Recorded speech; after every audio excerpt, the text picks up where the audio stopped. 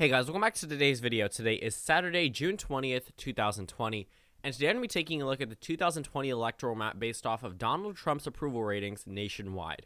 Now, everyone always talks about whether or not the president is approved of, regardless of what year it is. In the midterm elections, it matters a lot because we're talking about the House candidates being a direct reflection of where America stands in terms of supporting the president. We saw a number of solid Republican states, have certain flips in certain areas that realistically shouldn't have been flipping in Oklahoma's 5th district, or we saw statewide flips such as Iowa, which went from having one Democrat to having majority Democrats 3-1 after 2018, despite voting for Trump by 10%.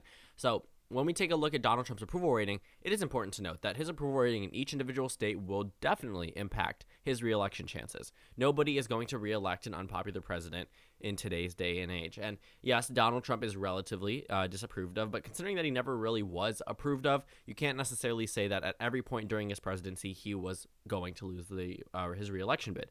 Because probably right around March, right before April hit, we saw Donald Trump's approval rating narrow up. It was around a -2 nationwide, and he was approved of in terms of his handling of the COVID-19 situation. It has since dropped into negative double digits, both nationwide in terms of job approval and COVID-19 handling. So, yes, Donald Trump was at a much better position, and I truly believe back then it was going to be a lot easier for him to be competitive against Joe Biden. I still think that Joe Biden had the narrow edge just because of the amount of energy pouring in from the midterm elections and the fact that this was the entire situation I knew was not going to get better, and health experts said the same exact thing. So that was definitely going to be a daunting issue for the 2020 election. So now we have the Civics Donald Trump job approval ratings. We don't have one from the Morning Consult yet, which is really unfortunate because I've been using them my entirety of the channel, but I guess we have to use whatever data we have now. They haven't updated it since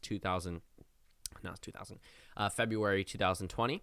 But on your screen right now, you can pretty much see I made a video discussing the approval rating polls, but I would really like to reflect that on an electoral map. So you can sort of start to visualize how truly disapproved of President Trump is in solid Republican states and swing states, because it is very important to note. Donald Trump being only narrowly approved of in a state such as Montana by 2% is not a good sign for his reelection bid. You're talking about a state that he carried by 20% in 2016, all of a sudden only narrowly approving of him, with 48% of voters disapprove. I guess the net approve is, rounded up. I don't know exactly why it's 2%. If it's whatever, doesn't matter. Besides that, we're just going to go ahead and go through all of these states and plot them on the electoral map. Let's actually start with the states that we expect to go to Donald Trump and see where we're actually seeing a difference. What I'm going to do is I'm going to take, if Donald Trump's approved of, by what I would consider to be a safe margin, I would consider that state safe. For Joe Biden, if that's what I would use for the disapprove. If Donald Trump is underwater in a state by 15%, then it's safe for Joe Biden. Obviously, this is not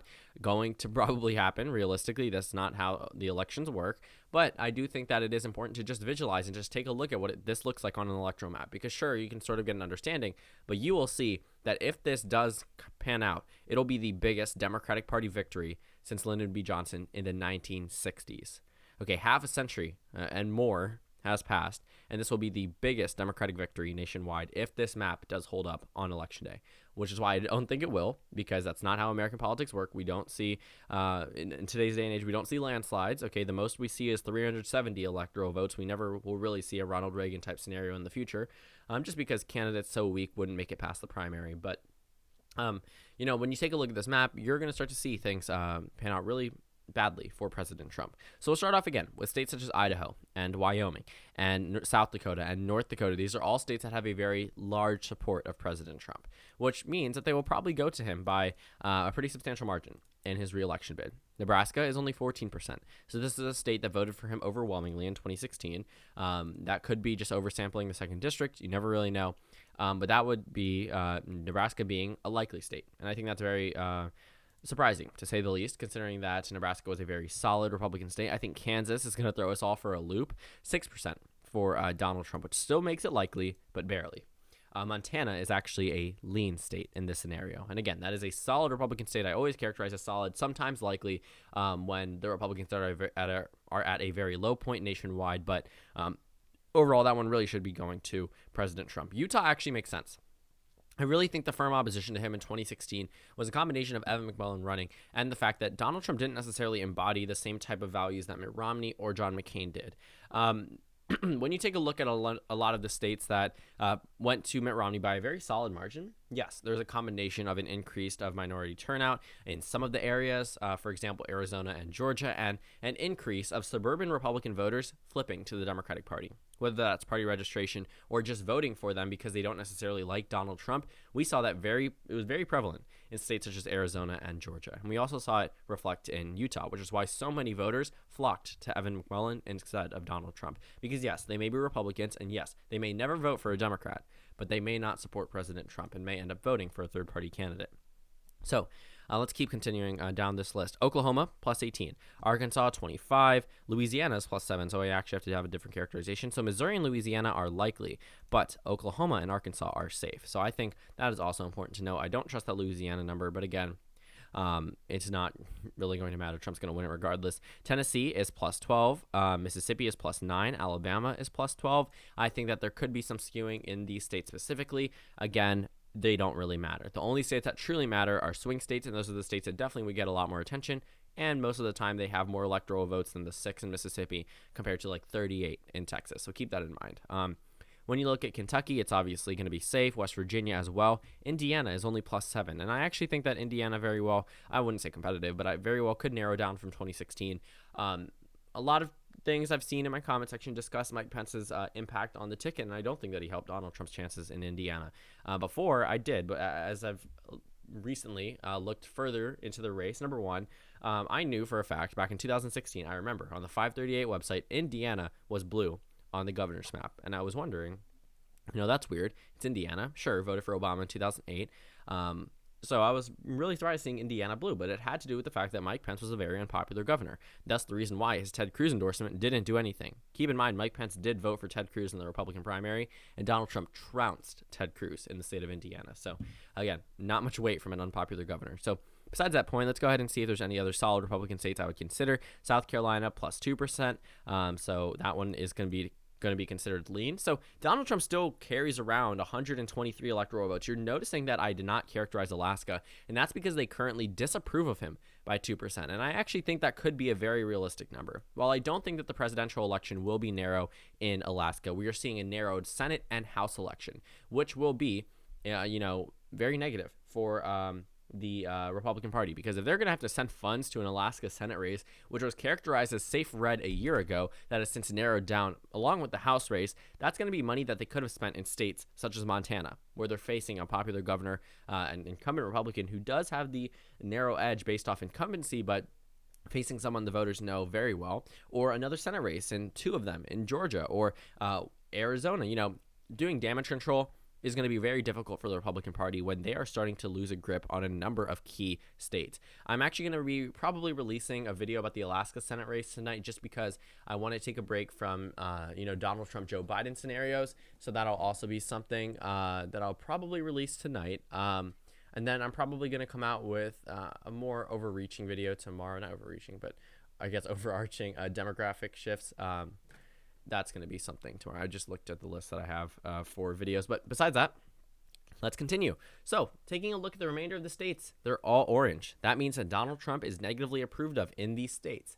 Obviously, some of these safe Democratic states disapprove of him. So we're going to run through them very quickly because they aren't super important, and they are going to vote for the Democratic Party regardless. So the entire 11 p.m. poll closing ones disapprove of him, except for Idaho. So that one was a very easy characterization, and we all knew how it's pretty much going to go. I'm going to leave the swing states up just because I want to talk about them more in depth, and they aren't going to be super important to do right now.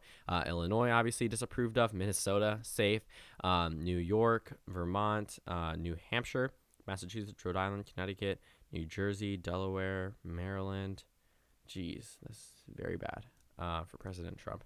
So let's go ahead and just characterize all of these states. Yes, I'm going to include New Hampshire and Minnesota as safe Democratic states. Again, these are states that voted for Hillary Clinton. I understand the same thing for Nevada, Colorado, New Mexico, and Virginia. And Minnesota, I'm actually surprised seeing that as a negative 20. I really should have just characterized Virginia with it. Don't get me wrong. I'm going to characterize it in just a second. We're just actually have to look at the numbers first, because I know that some of these states are actually going to end up worse than others. What's surprising is that New Mexico is only negative 10 and Colorado is negative 22. So while these states, which voted for Hillary Clinton, by a pretty substantial margin, not substantial margin, New Mexico substantial, and then a narrower margin in both of those states, they disapprove of him more than the state of New Mexico, and I think that is fascinating. So New Mexico is actually only likely for Joe Biden, whereas Colorado is safe, Nevada is safe, and Virginia is safe as well. So Virginia is solid blue, Colorado is solid blue, Nevada is also solid blue, but New Mexico, state that voted for Hillary Clinton by 8%, is likely. Very weird, probably not going to happen on election day. So that puts Joe Biden at 236, Donald Trump at 123. Again, we already have one flipped state, and that is the state of Alaska. There is no congressional district polling, I don't think, so I can't really go in depth into the second district in both Nebraska and Maine, but if there is more information, I know they do have a narrow... Oh my gosh, my alarm said to wake me up, not yell at me. Anyways.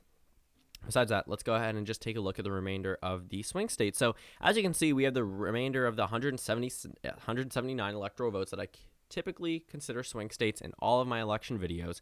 Obviously, some have already been filled in. That's just because they are very solid for the Democratic Party, as some of these other states might as well be. For example, the Rust Belt, an area that Donald Trump, did very well in 2016. It is making sense to me that Wisconsin is the closest out of all of them, but these are all likely Democratic states by this characterization.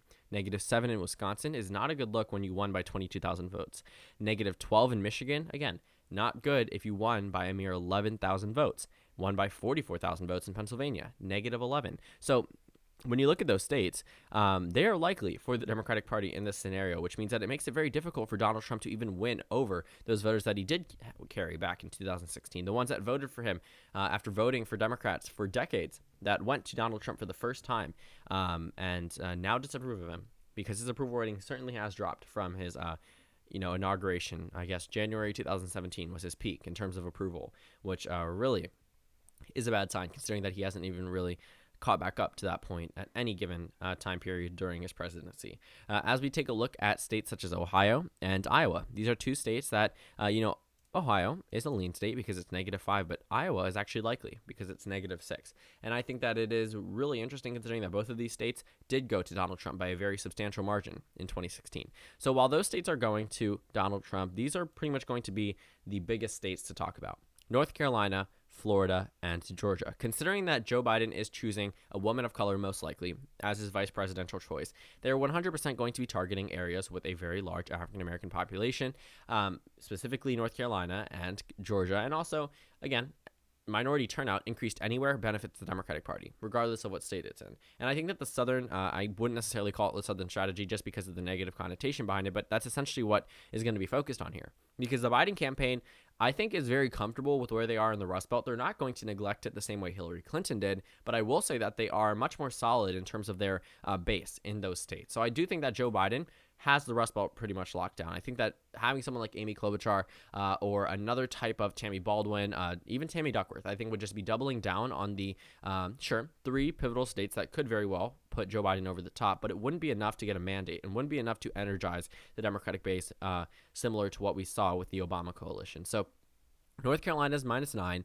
Georgia's -8, and Florida is -6, which means that all of these states are likely Democratic states. Again, this is probably not going to happen, but I do think that it is interesting to show that if the approval ratings did hold true and people voted based off the way they approved or disapproved of President Trump, Joe Biden would absolutely decimate President Trump nationwide. I haven't even characterized Texas, which Donald Trump is underwater in, by 1%, which means that that one would actually put Joe Biden over 400 electoral votes. Again, the biggest Democratic victory since LBJ. And Arizona, -14, that one is almost safe. I mean, yes, Donald Trump has been underwater in Arizona. The Martha McSally has been underwater even more. But I never really expected, Donald Trump to be disapproved of so much in a state that voted for him in 2016.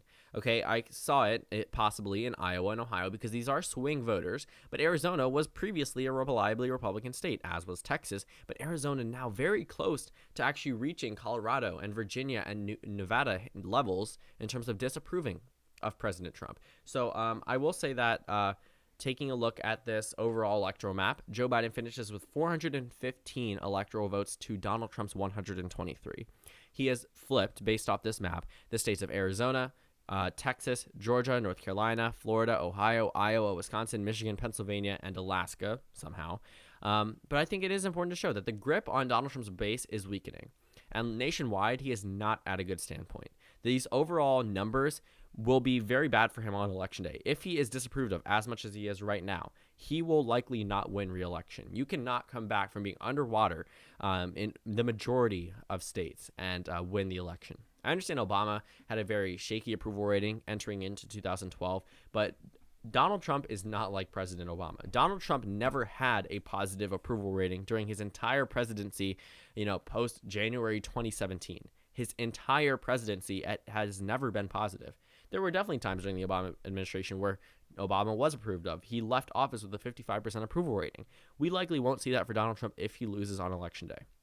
As the current events evolve and as things are happening, COVID-19 is still an issue. We have plateaued, which is not a good thing in terms of cases found nationwide. And, with the Black Lives Matter movement, again, still being very relevant. Again, some people thought that this would blow over. It will not blow over. I can almost guarantee that this will be a prime issue for 2020.